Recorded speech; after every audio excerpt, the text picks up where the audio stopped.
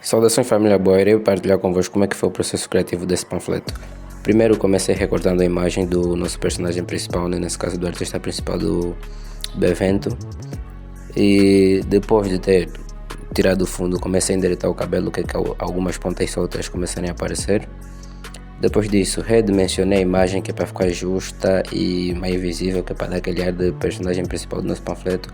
Removi um pouquinho a parte de baixo, coloquei este fundo, fui ajustando mais uma vez a imagem que é para poder criar o fundo consistente.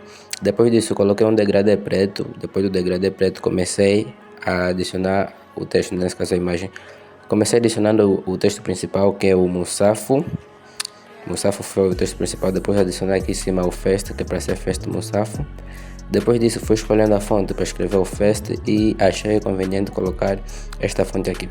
Coloquei a fonte Fest e por aí redimensionei um pouquinho também, que para não ficar assim tão grande, né? Nesse caso, porque o mais importante é a imagem do nosso artista.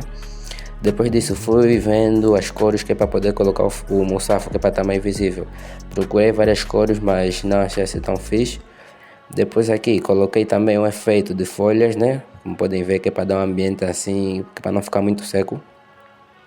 E depois disso fui procurar outros efeitos que é para poder colocar dentro da nossa folha. Como vês, coloquei a folha nesse tom aqui de rosa e um pouquinho descarregado.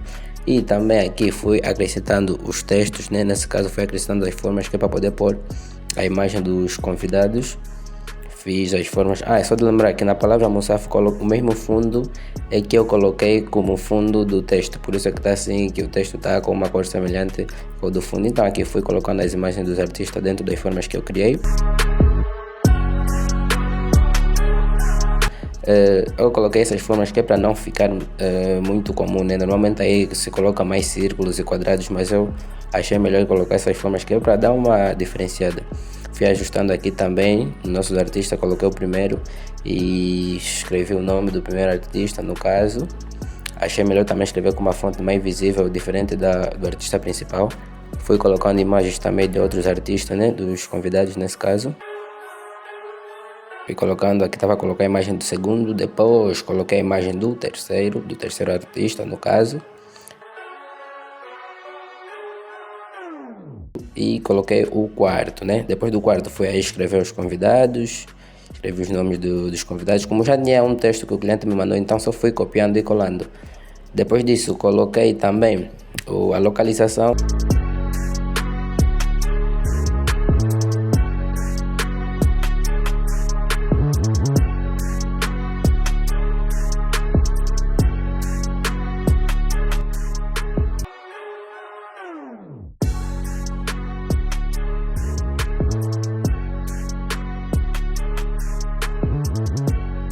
Colocar os organizadores da festa, nesse caso o nome dos organizadores.